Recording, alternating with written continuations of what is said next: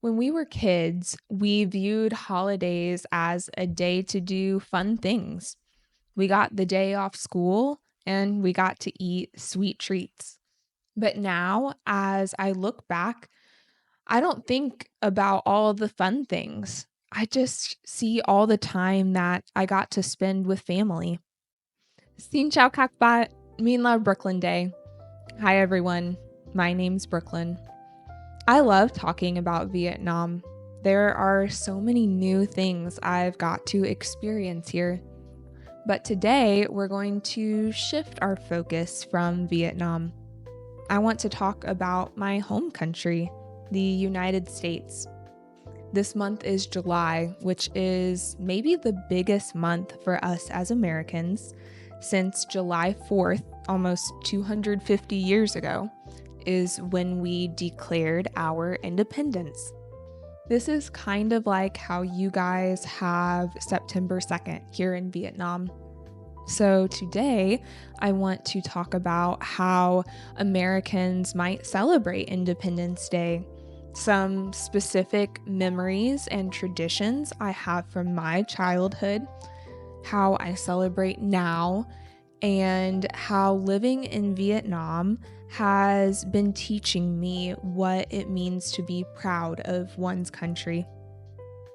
As always, thank you guys for watching and appreciating my stories on this channel. If these are interesting to you, please like and subscribe so you can continue to hear more. The town where I lived is not a large city, but there's still so many activities going on the weekend of the 4th. I think that these activities are pretty typical of an American town, so I'm going to talk about them. Most everyone is dressed in some version of red, white, and blue. There's so many American flags everywhere in the town. The morning of the 4th, there's a parade, and most of the floats are decorated in a patriotic way. Some of the floats have to do with the town's heritage. There's food festivals with all kinds of American food being sold, like burgers, hot dogs, coleslaw, and corn on the cob. There's music being played from different artists, like Taylor Swift. No, I'm just kidding. We're much too small for her. There's just local artists that play their instruments or sing their songs. Usually, most people in the town have never heard of them, but it's still fun and we enjoy it. There's different sporting events, like the local hospital hosts a 5, 10, and 15K around the local landmarks, the iconic landmarks of the downtown area. And there's modifications of sports.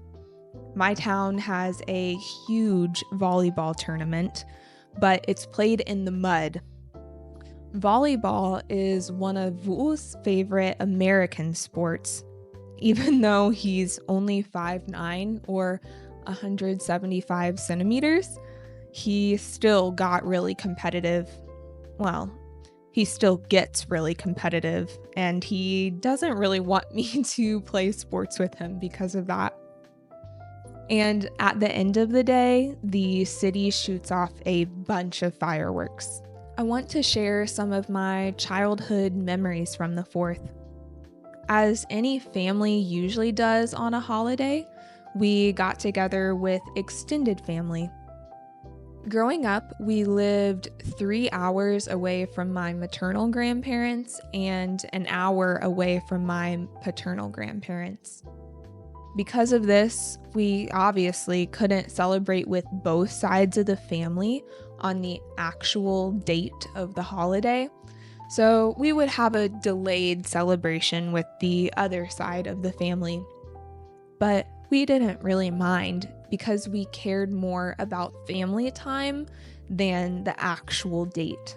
For most of my childhood, there were 12 grandkids on my mom's side of the family. So the adults would plan a bunch of activities for us kids. My dad would put together an obstacle course for us to race through.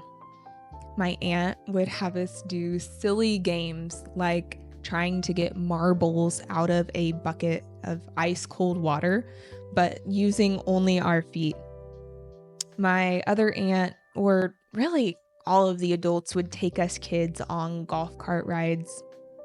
My grandfather had us do a paper airplane competition where we would make our own paper airplanes, and whoever's could go the furthest would win. He also did a coin toss where we had pennies that we would try to toss into our designated bucket, and whatever we got, we could keep. My grandmother got matching t-shirts with American flags for everybody in the family. Then we would take family pictures together. She made a cake decorated with berries, like strawberries and blueberries, to look like an American flag. All of the families would chip in money to buy fireworks. As the sun went down, we would play with sparklers and throw poppets, and then the uncles would set off the fireworks. Independence Day at my dad's side of the family was a little different. He is an only child, so there were no cousins or aunts or uncles to play with. My siblings and I always said that we got the best of both worlds because on one side, we had a lot of family members to play and interact with, but on the other, we got our grandparents all to ourselves. We didn't really have many traditions that were specific to Independence Day, but there were things we would do every summer at my grandparents' house that made it so special. I mentioned in a previous video how my grandpa raised cattle. So he would take us out on tractor rides, and I remember looking forward to the day when he would let me steer the tractor on my own. I sat in his workshop watching him and my dad work on projects together. My siblings and I would beg my dad to take us on bike rides through the countryside, and he would tell us memories of his childhood in that specific area. My mom made me help my grandma in the kitchen, but Grandma always made me feel like her right-hand woman. Doing the dishes seemed less like a chore and more like a privilege with her. Grandpa, we would go out with him and raise the American flag, and that might have been the most patriotic thing we did. But this was something that he did every day, raising and lowering the flag. My grandparents taught my siblings and I American values, not by celebrating Independence Day in a flashy way. Instead, they instilled those values by having us just join in with them in their daily routines, where they lived out those American values on a daily basis. As I was writing this episode, I began to get nostalgic for this time of life. Things are different now. We don't do those activities anymore. Us kids are all grown up, and we don't see each other as much, and we don't relate to each other in the same way. 2 of my 4 grandparents have now passed away.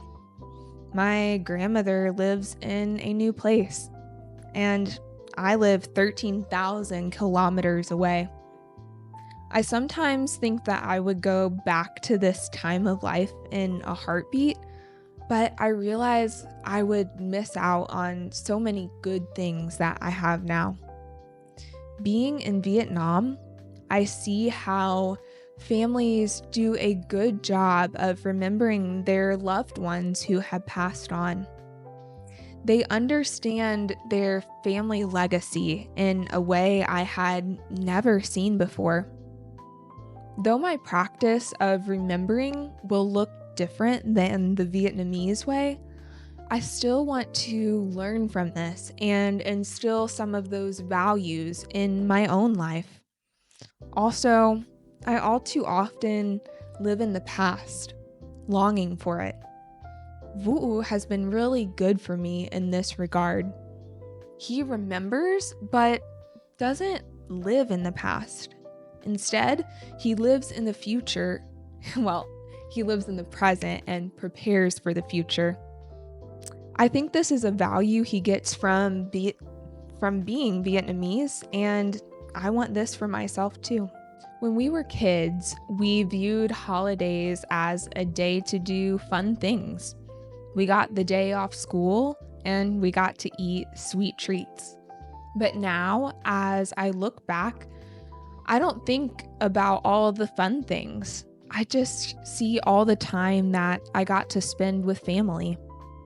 My sisters and I like to talk about how when we have our future families, what traditions we will keep and create so that our kids can have a similar feeling as we did when we were growing up. And of course, Vu'u and I talk about what we will do with our kids on national holidays.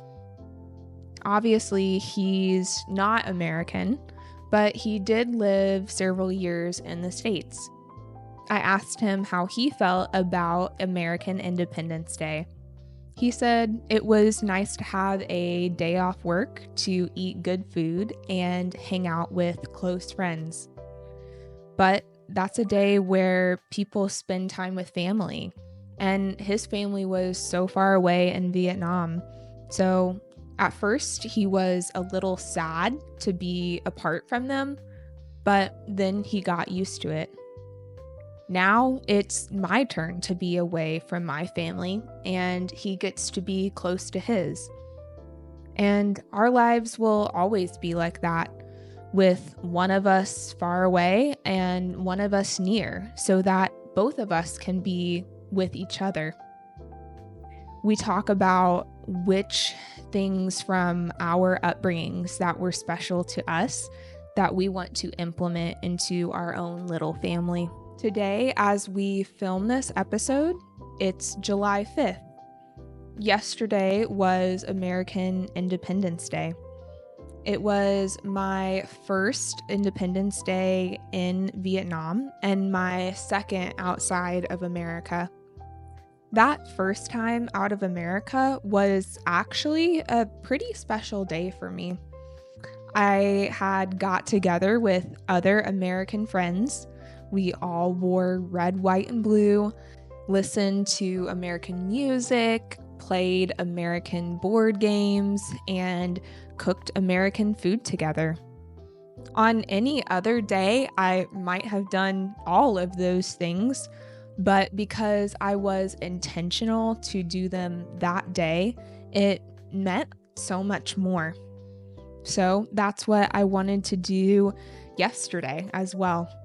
I wore red shorts and a blue hat.